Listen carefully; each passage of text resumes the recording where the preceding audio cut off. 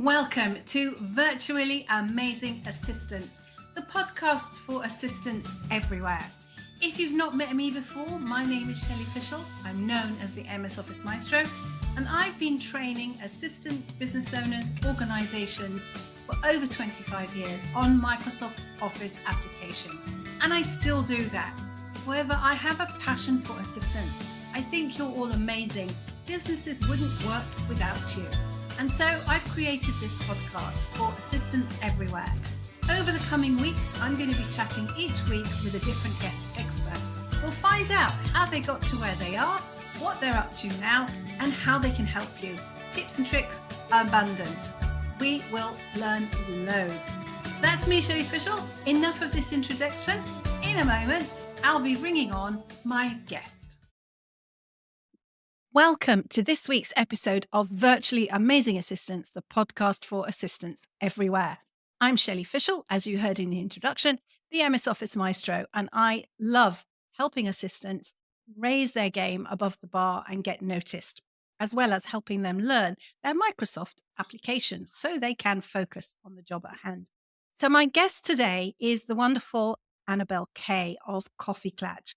And Annabelle may well be known to many of my listeners. Those of you in the VA world will more than likely have heard about Annabelle. Corporate world, maybe not so much, but you will by the end of this episode. And Annabelle is all about contracts and data privacy and what goes around that. What should you have in place? How does it all work? And Annabelle and I have known each other for about 20 years, I think. Must be close to 20 years. We met through another online network called Academy, which for me has been the best network for referral business over the 20 years or so. So Annabelle, did I miss anything, or is there anything else you'd like to tell our listeners about? Well, that's a great introduction. I hope I get a recording of it. So next time someone says, "What's an introduction?" I can say that. Take out the Okay. academy bit. That's Yeah, brilliant. I'll do that for you. I'll cut that bit out if you want.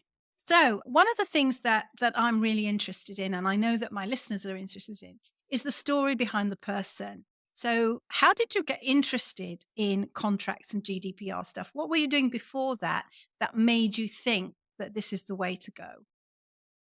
Well, my first work in the sort of legal sector, I worked for the Consumers Association back in the 70s. And obviously that was all about consumer law, you know. And then I got out of that for all sorts of reasons, and I ended up in a management consultancy stroke advertising agency that ran basically an HR consultancy with a very strongly developing employment law division. And this was at a time when if you rang someone and said you might need some help with employment law, they go, "Don't be stupid. How could anybody need any help with that?" It was early days, you know. And I then went out to form my own company, offering just the employment law and HR side of it, because I didn't want to do recruitment and management development and all the other things that went with it. And I've just stepped down from the board of that company, by the way, after 44 years last month, which feels odd. You know, it's like my kids leaving home. It's almost empty nest. But KoffeeKlatch is more than filling my nest now. And about the time I met you, give or take a bit, maybe 17 years ago, I realized that a lot of people who were struggling with employment law in the small business market were basically saying, all my staff are self-employed, and thinking that that solved their problems, you know. And we started KoffeeKlatch as a brand of that company to help really small businesses and freelancers with understanding the legal situation that they're in, because most of us start out as employees, don't we? But Yeah. we take into freelancing and self-employment a lot of ideas about how it works that firstly only apply to the company we've come from because they've contracted to do it that way. And secondly, only apply in an employed environment and we're no longer in it. So it started helping people who were outsourcing to freelancers, but it very quickly turned into helping both because many freelancers are frankly going naked into the world of commerce with not the foggiest notion how to take care of themselves. And I've been very passionate all of my business life, particularly about helping women earn more. I started my own business fundamentally because my boss wouldn't pay me what I was worth. And I have been saddened over the decades to see a significant number of women not willing to pay themselves what they were worth by undervaluing what they did. So it's been a bit of a crusade, really, a little bit of a mission. But I'm fascinated by people trying to grow businesses. We both know how tough that can be, Mm. but also how satisfying it can be when it all comes together. And KoffeeKlatch, in its own ways, plays a small part in giving people the structure to protect themselves when they need to, and the structure to protect their data, which is as valuable as money in the modern world, which I would say they always need to. So there we are, long explanation, but it sort of makes sense. No, it does make sense. It does make sense. So explain just for our listeners who don't know about Coffee Klatch, can you just give like a short introduction to what Coffee Klatch is and what does it do? What does it provide? Well, now KoffeeKlatch got its own company, which is brilliant. It's sort of KoffeeKlatch gone to school now. It's not left home. It's sort of at school now. We're all about contracts and data privacy, but we're about those in particular ways. So we sell template contracts with support for the contract side of things. That's not to say that we don't do custom contracts, but you won't find them on our website because we have to have a negotiation about that. And we, rather than have generics, here's a freelance contract, we worked out quite early on that people needed contracts that reflected the sector they're in, the niche they're in.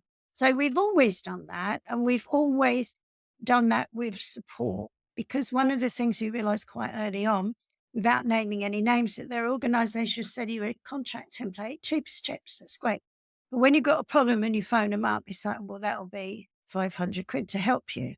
So we know that people who are new in business, and I wouldn't want anyone to take it wrong, they don't know what they don't know. So they Yeah. all think they won't need any help, and then they run into trouble and they can't afford it. So the idea was to provide something really structured so that people could grow their business with support when they needed it. And it's popular in that sense. Some people mistake what we do for, well, I just want a document I can completely edit. But at the startup level, that's not what we offer. And that's partly because startups don't know what they should edit and what they shouldn't. It's quite a specialist field. Yeah. Yeah. And the great I thing about remember. working with entrepreneurs, of course, is we're all optimists. We all think we can do anything. Yeah, absolutely. I remember when I started up my first training company, the IT train that it was then called the Training Surgery. In fact, I sold that business 5 years ago now. But when I started that up, I went to see a solicitor. The first thing I did before I did anything else. No, I had a session with a consultant, somebody who could help me thrash out what I wanted to achieve. And then I went to see a solicitor and said, okay, what documents do I need and what do I need to do legally to make sure that I've got the framework? And so I got my very first contract for employing other trainers, for example. Now I use something different. In fact, it came from Coffee Klatch, what I use today. So that's really cool. Great. So I want to move on to focus now on our VA listeners. And the question I think is quite important is why should a VA have a contract with a client? Why bother? And allied to that, what should be in it? So why do they need it and what should be in it? You will hear, and it's true to a certain extent, that you don't need a written contract in the B2B world, in the business to business world. In the business to consumer world, you do need to give people key terms because that's part of consumer rights. To a certain extent, it's true. But the problem with that is your client is going to have a very different memory of what it was you discussed than you when it comes to them paying you money. I don't want to be cynical, and I'm not suggesting that clients typically want to look VAs, but you'd be surprised if there's two ways to interpret a conversation, that the client will always interpret that as they owe you less money or none. So having something in writing is about setting out from the get-go what you're doing, when you're doing it by, how much you're charging, and what is extra. So from a fundamental point of view, ignoring any legal obligations, you need to do that because otherwise when you send an invoice, and 44 years ago, I was sending out invoices with no proper terms, And I'd get clients saying, well, I expected to pay this for that. What's the extra for? And I'd go, well, you asked me to do the extra. And they'd go, well, I didn't know when I asked you to do extra, it was more money. And it was like, why wouldn't it be? And that's partly because we come from an employment mindset. If you've got an employee and you give them an assignment and then you add work to the assignment, they don't get a pay rise, do they? No, So no. our mind's in the wrong place. But if you're paying someone by the hour or a fixed fee for a project and they've got the project includes this, and now you want stuff that wasn't included, madly, you don't expect to pay extra. But that means a lot of VAs are doing a lot of extra for no extra money, which kills their business Yeah. ultimately. Yeah. So, yeah, fundamentally, to have a business that you can live with, you've got to have a contract, to which is added now as of about the last decade or so, that if you are accessing personal data that your client has collected about their team or their customer and their prospects, there has to be a written agreement between you in order for you to be protected if something goes wrong in the data privacy side of things. And most people are completely blind to that. And I don't blame them, because when you've got a job, you've already got a contract of employment that should be telling you this is what you do about information that's confidential. You probably haven't taken on board how very different it is being what's basically a third party contractor. And Yeah. why would That's you? You know? Yeah, yeah. That's a really, really good explanation. I remember doing some training for an organization based in Bath a few years ago. We were doing Microsoft Office on the Mac at that time. And they then asked me, would I run a session for their staff on data privacy before data protection really came in, before it became a thing? And I had to do a lot of research in order to do it. And the reason was they were a caring organization. They had carers going out with a phone that had access to their database, to the people they were looking after, and all the private data. And so it was all about who was the controller and who did the information belong to, and what they should do with it, and how they should treat it.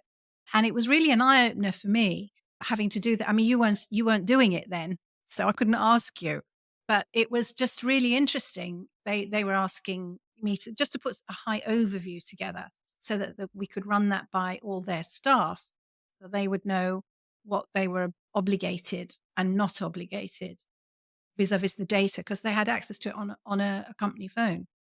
So that's really interesting. So what do you think, Annabelle, about all those EAs and PAs who are listening today, who might be thinking that they've had enough of where they work? Maybe they've working in a toxic environment, and nobody should work in a toxic environment. And they'd think that rather than going for a different job, they'll go off and do their own thing and become a virtual PA or virtual EA. What do you think from your perspective, from the things that you do? What should they be thinking of before they make that leap? Not that I'm a VA, but if I had my time over again, I'd really get to grips with what my service was, what my market is, and how to promote it. I think over the almost 20 years now that KoffeeKlatch has been supporting VAs, with one or two noticeable and noble exceptions who've been serious business owners in other lines of work, in other words, they haven't come from employment, I would say that the VAs that get off to the best start are the VAs that find themselves a coach that they really resonate with. And I know that this is, and I don't coach anyone, so I wouldn't know how to, I'm not selling anything that I've got, but my observation is that they get off to a faster start because all the reputable coaches that I know of start with what's your skill set, what's your marketplace, how do you offer it? And I do see a lot of people, and I understand that because to have a coach costs money. Some of them have online programs and free forums you can join to get going. But like anything else in business, it, you can't get everywhere on freebies. Oh, But if you've got the capability to invest in a good coach, someone with a track record and a satisfied VA client base, I think it really does pay dividends because even if you took the idea that a VA might be earning £30 an hour, so 10 hours work is 300 quid gross revenue. So if you had a coach who, for argument's sake, and I'm not saying this is the prices cost you £1,000, you'd very quickly make that back if you weren't spending a year floundering about going, how do I get a client? What am I doing? And when I started in business 44 years ago, there weren't business coaches for micropreneurs. Trust me, there weren't. There were big business coaches Yeah. inventing them. There were. And I had to learn everything the hard way. And I think that gave me a very difficult, not just 1 year, but 5 years. And Yeah. I think build on other people's knowledge, but build on the right people's knowledge would be my top tip, because I do see people wandering around forums asking random people for their opinion on tax and law, and they get some pretty unreliable opinions. Build on the right people's knowledge is my tip, Yeah. really.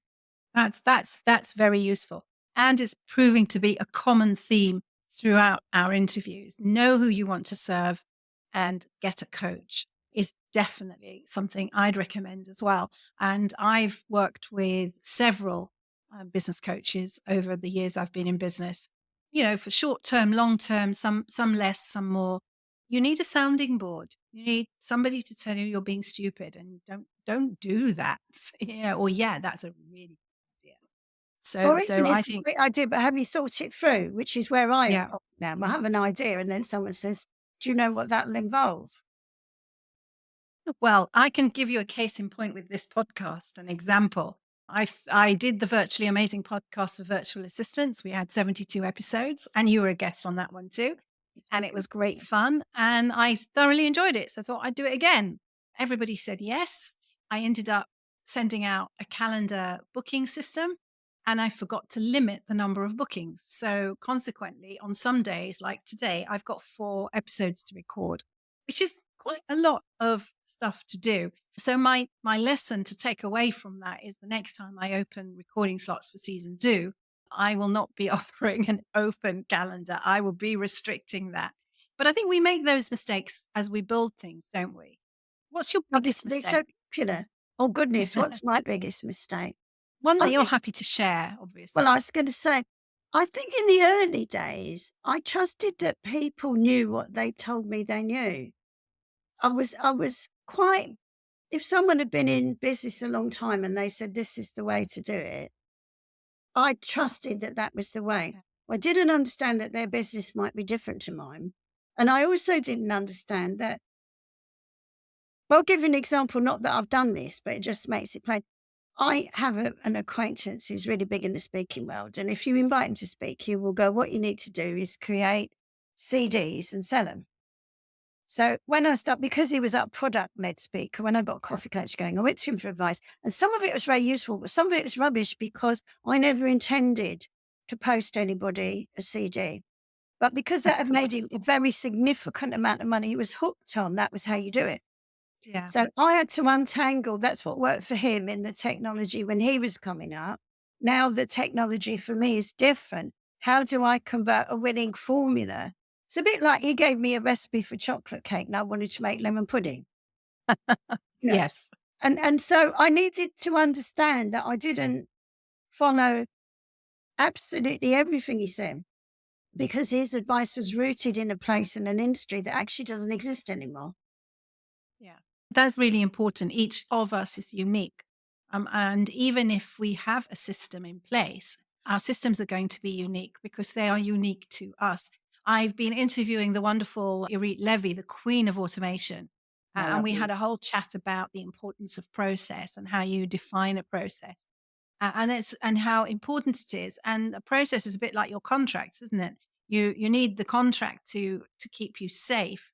I remember seeing a lawyer and him saying, "Listen, we're going to write this document contract, and you're just going to have to hope that you never have to enforce X, Y, Z. It's there to protect you." And I think that really helped me understand why I was paying him so much money. But it is important. It is important to get those foundations right, because if you don't have the right foundations, building will crumble.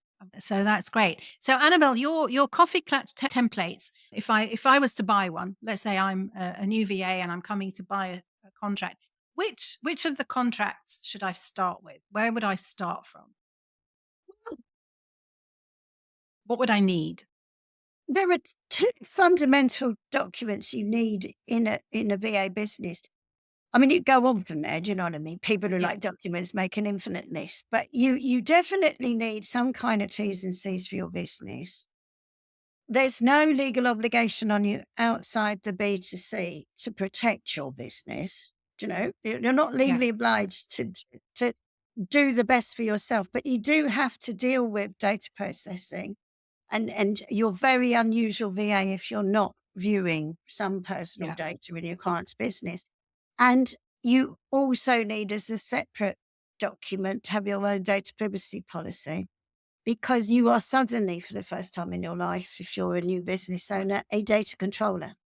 Yeah. And although your employer has always been a data controller, unless you've been working for a very small business, most of that's been absolutely nothing to do with you. Yeah. And so there's a whole landscape out there. It's a bit like accounts, isn't it? Unless you worked in the accounts department for a business, when you get into your own business, there's all this stuff. I mean, talk about mistakes. My first year in business, I wasn't really on top of the finances. I was so struggling to get clients. I wasn't really concerned about whether they're profitable or whatever. Got to the end of the year, got my first accounts, and it said, "You've made a profit of brackets £5,000." And I said to the accountants, "That's really weird, because the more profit I make, the less money I have." And they said to me, "That's because it's not a profit, it's a loss." And I said, "But it says profit." And they said, "What do you think the brackets are?" And I said, "I had no idea. I thought you were just very absent-minded." And it was only then I discovered that they were using brackets to indicate negative numbers, Yeah. which was I'd never been involved in accounting in the businesses I worked in. I had genuinely no idea. My entire mission, by the way, and it's not always been successful, has been to remove the brackets from my life from that point onwards. I know It's also you're quite passionate also about English language. So, making contracts easy to read as well. And without most of the legalese that most of us read, sign a contract, but you don't actually know what you really signed because you don't understand the words. And your contracts are very clear. They are, and it's quite interesting because occasionally, because obviously we support our customers with their contracts during their support period, they'll come into the group and they'll go, "This corporation wants me to sign this because they say ours doesn't give all the relevant stuff."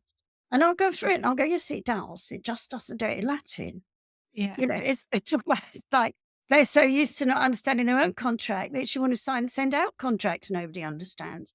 And it's a shame, because the contracts are the promises you make to your customers. And they're the promises, in a way, perhaps more importantly, that you make to yourself. I'm not going to do this if that happens. I'm not going to give this for nothing at all. And without those promises being made and understood and honored, your business is chaotic. Yeah, absolutely. This has been the most fascinating chat, Annabelle, and I'm sure that our listeners are going to take a lot of value from it. And just to let everybody know, you can find where can people find you, Annabelle? Where's the best place to connect up with you? With me personally, probably on LinkedIn. But if you actually want to get me quickly, because I'm a bit of a like, I go in LinkedIn every 3 days or something when I've got a minute. I don't sit there. Probably through KoffeeKlatch itself, Yeah. Okay. koffeeklatch.uk. Great. So all of Annabelle's contact information will be in the show notes, and you'll be able to get in touch and find out more if it's sparked your interest, get your contract. Go to the koffeeklatch.co.uk website and have a look at that. There's lots and lots of information. And Annabelle, I'm reliably informed that you're having a new website, which will be even better and It's a bit easier like to. having a baby. Every day I think it's arriving tomorrow, and everyone's going to me, "Have you had the baby yet?" And the answer is next week. But it's got to happen soon. We can't go on being Yeah. pregnant with this website forever. No, it will. It will happen. It will happen. Well, with that, I think we're going to have to conclude. Thank you very much for joining me today, Annabelle, on Virtually Amazing Assistants, the podcast for assistants everywhere. And I'll see you probably online somewhere soon. I hope Thank you so. very much. Speak to you soon. Thanks for listening. I'm going to see you next week with my next guest on the Virtually Amazing Assistants podcast. And that's me, Shelley Fishel, the MS Office Maestro, signing off for this week.